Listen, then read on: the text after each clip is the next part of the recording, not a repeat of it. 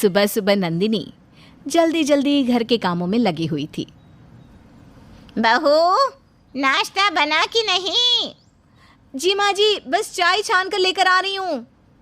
फिर जैसे ही बहू चाय छानने जाती है, उससे भगोना छूट जाता है और सारी चाय जमीन पर बिखर जाती है।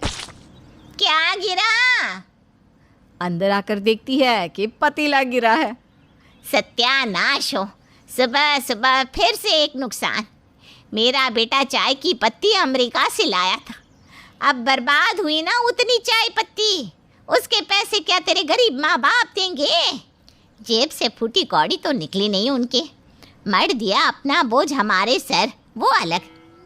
सॉरी माँ जी। अब तक तो आप समझ ही गए होंगे कि ये कहानी है नंदिनी की, जो कि एक गरीब घर से है। इस कारण उसे बार बार गरीबी का ताना झेलना पड़ता है। आखिर नंदिनी कैसे बचेगी इन तानों से, या कोई बड़ा कदम उसकी ज़िंदगी ही बदल देगा? आइए देखते हैं। एक दिन नंदिनी की ननद पारो घर आती है। कैसी हो माँ? मैं एकदम बढ़िया हूँ बेटा। बस तेरी ये जो भाभी है ना, इसी ने जीना मुहाल कर रखा है। चल छोड़, ये बता तू कैसी है? मैं भी अच्छी हूँ माँ। माँ ये लो, मेरी सास ने आपके लिए गिफ्ट भेजा है। वो पिछले महीने हम कश्मीर गए थे ना, तो वहीं से माँ जी ने आपके लिए कुछ लिया था। वाह, तेरी सास तो सच में बहुत सोचती है मेरे बारे में। धन्यवाद कहना उनको मेरा।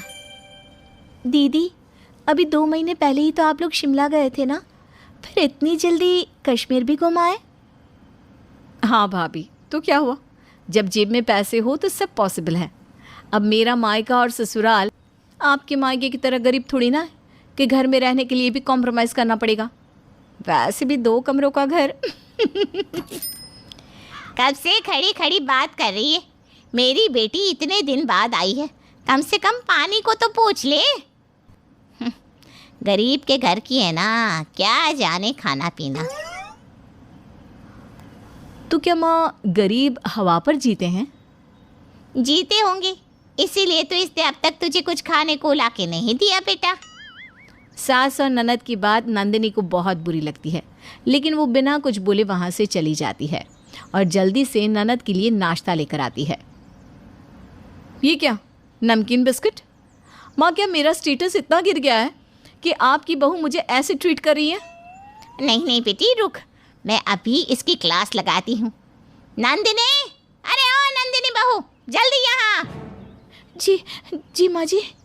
ये क्या है? मेरी बेटी को तूने अपने मायके वालों जैसा समझा है क्या, जो नमकीन बिस्किट लाके दे रही है? तेरे मायके में खिलाते होंगे नमकीन बिस्किट। जा, मेरी बेटी के लिए बाहर से समोसा जलेबी लेकर आ। माँ, मैंने तो नमकीन बिस्किट इसलिए दिया क्योंकि खाने का समय हो गया है। मैं बस डाइनिंग टेबल पर खाना ही लगाने जा रही हूँ। जो कहा है वो कर, ज़्यादा दिमाग ना दौड़ा, वरना भेज दूंगी तुझे भी तेरे गरीब माँ बाप के घर, फिर सड़ना उसी गरीबी में। नंदिनी बिना कुछ जवाब दिए ननद के लिए जलेबी समोसा लेने चली जाती है, जिस कारण उसे घर आने में देर हो जाती है और सबको खाना परोसने में भी। बहू, आज इतनी देर क्यों लगा दी खाना बनाने में? जी वो पापा जी। इसके आगे कि नंदिनी कुछ बोलती। देर तो करेगी ना रसोई में, इतना सारा सामान देखकर चकराज हो जाती होगी कि इतनी बड़ी रसोई में क्या बनाऊं मैं। इसके मायके में थोड़ी ना इतनी बड़ी रसोई देखी होगी इसने। गरीब की बेटी बड़े घर में शादी हो जाए तो ऐसा ही होता है, लड़कियां फूली ही नहीं समाती, फिर ससुराल वालों को देर से ही खाना खिलाएगी ना। माँ, अब नंदिनी को ऐसा क्यों कह रही हो? भाई, तू भाभी के लिए माँ से क्वेश्चनिंग कर रहा है? अब नहीं बहन, मैं तो बस यूं ही पूछ रहा था। मुझे पता है नंदिनी ने ही कुछ किया होगा, तभी माँ ऐसा बर्ताव करती है। फिर सभी चुपचाप खाना खाते हैं।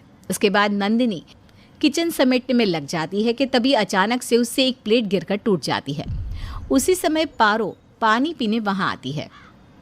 सत्यानाश हो भाभी, आप मोम की गुड़िया हो क्या? एक काम ढंग से नहीं कर सकती? आपकी माँ ने कुछ सिखाया नहीं क्या आपको? हाँ, जब इतने महंगे बर्तन होते इसके यहाँ तभी तो माँ सिखाती ना। अब तो धन्ना सेठ के यहाँ आ गई है, अब तो तोड़ फोड़ लगा ही रहेगा, वरना पता कैसे चलेगा कि मायका भले ही गरीब हो, ससुराल वाले तो करोड़पति है।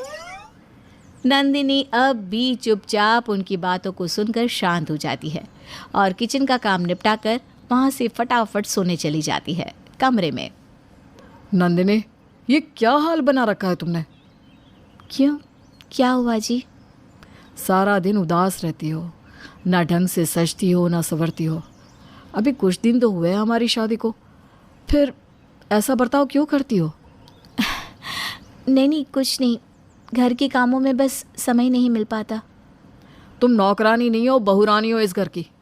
समय नहीं मिलता तो समय निकालो मेरी जान। जी। वहीं अगले दिन जब पारो अपने ससुराल जाने लगती है।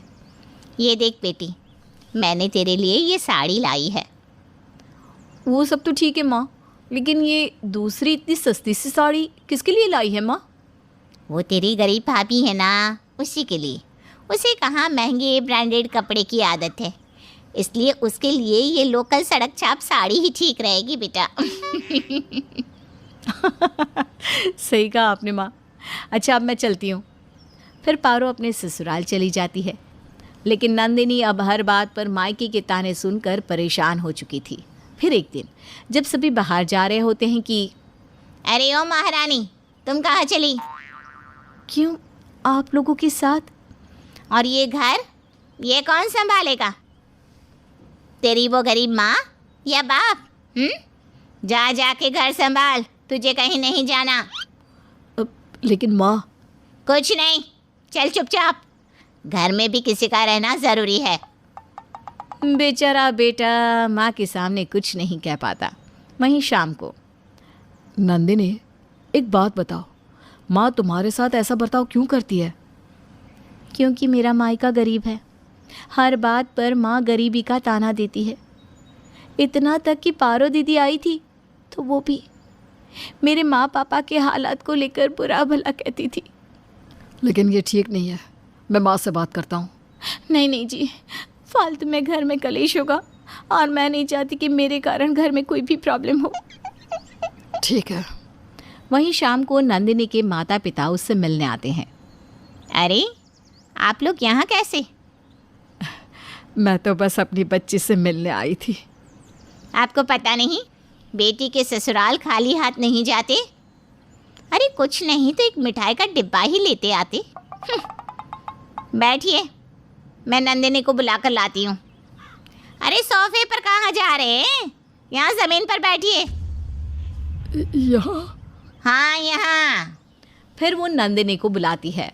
वहीं नंदिनी अपने माता पिता को ज़मीन पर बैठा देखकर काफ़ी हैरान होती है। माँ पापा, आप यहाँ क्यों बैठे हो? उठो, अब मेरे कमरे में चलो।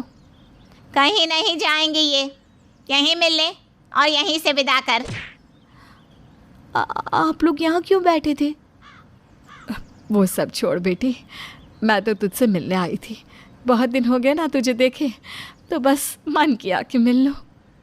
हाँ बेटा, अब दिल को सुकून मिला तुझसे मिलकर। अब हम चलते हैं। माता पिता तो वहाँ से चले जाते हैं, लेकिन अब नंदिनी का गुस्सा फूट पड़ता है और वो ये निश्चय कर लेती है कि सास को सबक सिखा कर रहेगी। अब नंदिनी कोई काम ढंग से नहीं करती और सास जो काम करने जाए उसे भी बिगाड़ देती और फिर सास का डायलॉग सास को ही चिपका देती। एक दिन सास के हाथ से उसका मोबाइल गिर जाता है। ओहो, ये तो गिरकर खराब हो गया। बहू, ये मोबाइल अंश को दे के बनवाने को कह देना। अपने पति को कहो ना, मेरे पति को क्यों? और मोबाइल कितना महंगा आता है, संभाल कर रखा कीजिए। आपके अमीर मायके वाले नहीं दे के गए। ये अमीरी तो बस दिखावा है, जेब से फूटी कौड़ी नहीं निकलती उनकी। आती हैं तो सूखा लड्डू लेकर, जिसे कुत्ता भी ना खाए। सास बहू को एकटक देखती रह जाती है। ऐसे ही अब हर बात पर बहू सास को जवाब देने लगती है। फिर एक दिन, आज मेरे भाई भाभी आ रहे हैं, अपनी कैंची जैसी ज़बान बंद रखना और ढंग से सारे काम करना। कुछ अच्छा खाने में बना लेना।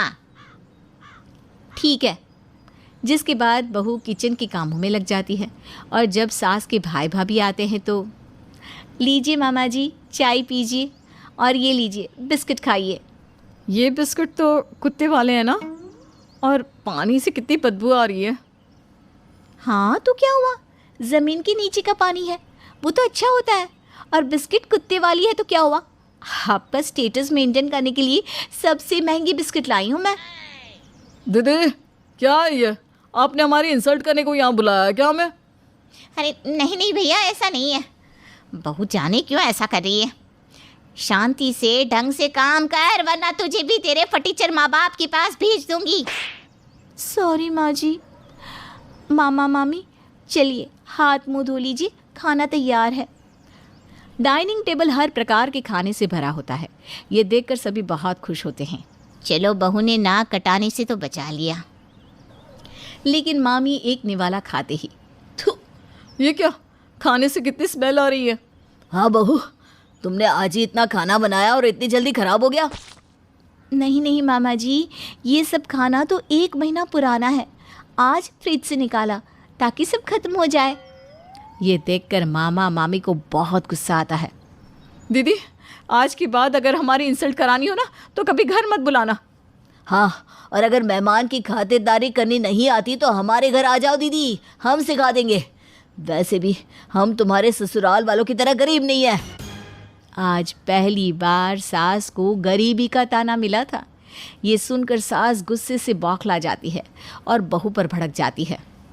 तूने ऐसा जानबूझकर किया ना, मैं सब जानती हूँ।